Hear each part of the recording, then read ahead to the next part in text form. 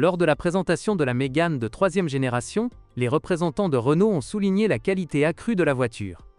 Par exemple, les ailes en plastique de la 2e génération de la voiture ont cédé la place à celles en acier. Et les matériaux de finition sont devenus plus durables. Peut-être que la fiabilité de la Mégane 3 s'est améliorée? Si l'on continue à faire une analogie avec son prédécesseur, alors au lieu de l'apparence avant-gardiste de la Renault Mégane 2 à ayons de 3e génération, on la voit déjà avec un design plus calme, plus équilibré et laconique. Mais en même temps, ce n'est pas du tout ennuyeux ou repoussant, mais au contraire, original et attrayant. À noter que le design a toujours été déterminant pour les Renault sous-compacts, et c'est pour cela qu'on les achète habituellement. Et si dans la 2e génération la berline était la plus populaire de la gamme, alors dans la 3e génération elle n'était pas du tout là. La Renault Fluence, basée sur le break Mégane et commercialisée en 2011, ne compte pas. C'est toujours une voiture différente. Mais il y avait une berline, un break et un cabriolet à toit rigide. La voiture était équipée de moteurs essence de 1,6 litres, 100 et 110 chevaux, et 2,0 litres, 140 chevaux, dont turbo compressé 1,4 litres, 130 chevaux, et 2,0 L, 180 chevaux, ainsi que de 3 turbodiesel 1,5 L, 95 chevaux, et 110 chevaux, 1,9 L, 130 chevaux, et 2,0 L, 150 et 160 chevaux. La transmission standard est une manuelle à 5 vitesses, destinée aux 4 cylindres de base de 1,6 litres développant 100 chevaux et au turbodiesel de 1,5 litres, 90 chevaux. Et avec le reste des moteurs, seule une boîte à 6 vitesses était combinée. Une boîte automatique à 6 rapports était proposée en option avec le turbodiesel le plus puissant. 2 versions essence ont suscité le plus grand intérêt sur notre marché. Mégane avec un moteur 1,6 litres, 110 chevaux, couplé à une transmission manuelle à 5 vitesses et une transmission automatique à 4 vitesses, ou avec un moteur de 2 litres, associé exclusivement à un variateur continu. Transmission variable CVT. Il existe de nombreuses voitures sur le marché secondaire qui étaient auparavant vendues neuves en Ukraine. Mais il existe encore plus de véhicules importés de France et d'autres pays européens. Toutes les options peuvent être considérées comme un achat. Mais les versions revendeurs sont préférables, car leur biographie est plus facile à suivre. Et ils étaient mieux équipés. Par exemple, la Mégane ukrainienne était présentée en 3 niveaux de finition principaux: authentique, expression et dynamique. Certes, la version initiale de l'authentique n'était pas particulièrement généreuse, et disposait d'un ABS avec système de répartition de la force de freinage EBD, d'airbags frontaux et latéraux, de vitres avant et rétroviseurs chauffants électriques, et d'un verrouillage centralisé. Et le premier propriétaire commandait généralement la climatisation et la musique séparément. Le niveau d'équipement moyen de l'expression comprend en outre des rideaux d'airbag, et le canapé arrière peut déjà être rabattu en plusieurs parties. De plus, il existe un capteur de pluie et de lumière, des phares anti-brouillard, un revêtement en tissu amélioré, une climatisation et des vitres électriques arrière. Extérieurement, cette version se distingue de la version de base par la présence d'éléments extérieurs de carrosserie chromés. La variante dynamique ajoute des jantes en alliage de 16 pouces, des phares au xénon, des sièges avant chauffants, une connectivité Bluetooth, un système start-stop et une carte d'accès.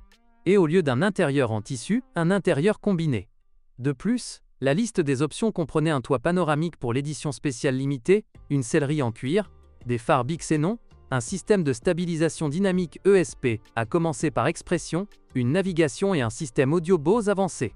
Apparemment, les Français ont fait du bon travail en corrigeant les erreurs. La Mégane 3 s'est avérée assez fiable. Les moteurs, essence 1,6 et 2,0 litres, sont caractérisés par un système électrique capricieux. Les capteurs de position du vilebrequin et des arbres à cames, le régime de ralenti, etc., tombent en panne sur les premières voitures. Symptôme, le moteur démarre après plusieurs tentatives, puis il commence à vibrer comme un moteur diesel. Sur les moteurs 2 litres, le support moteur arrière s'use 2 à 3 fois plus souvent. Il est préférable de mettre à jour la pompe à eau au moins avec la courroie de distribution tous les 90 000 km, même si elle tombe souvent en panne plus tôt, déjà à 60 000 km. Les boîtes de vitesse mécaniques à 5 et 6 vitesses sont durables. Mais ils ont remarqué des fuites d'huile à travers les joints. Après 80 000 km, ils commencent déjà à transpirer. L'automatique 4 bandes n'est pas fiable. Au bout de 100 000 km, elle peut nécessiter une réparation du bloc de soupapes hydrauliques. Dans la suspension, les paliers de support des jambes de force et les amortisseurs eux-mêmes, qui fuient à 80 000 km, peuvent être qualifiés de faibles. Les moteurs sont devenus sensiblement plus fiables par rapport au premier modèle, mais néanmoins des plaies propriétaires se font sentir de temps en temps. Les moteurs n'aiment pas le lavage. L'équipement électrique qui y est attaché en souffre. Le démarreur et le générateur. Les bougies d'allumage, les bobines d'allumage et même les thermostats sont en danger. Dans le système de refroidissement, après 3 à 4 hivers ukrainiens, les réservoirs des radiateurs du moteur peuvent présenter des fuites. Il n'y a pratiquement aucune plainte concernant les transmissions manuelles. Mais une DP0 automatique à 4 rapports peut présenter tout un tas de dysfonctionnements à 100 000 km. De l'usure du corps de soupape aux grosses réparations de la transmission automatique. La suspension avant n'est pas très fiable. Les paliers de support des jambes de force et les supports eux-mêmes se sont révélés faibles. Ils durent rarement plus de 70 000 km. Mais les jambes de force et les bagues stabilisatrices peuvent durer jusqu'à 80 000 km.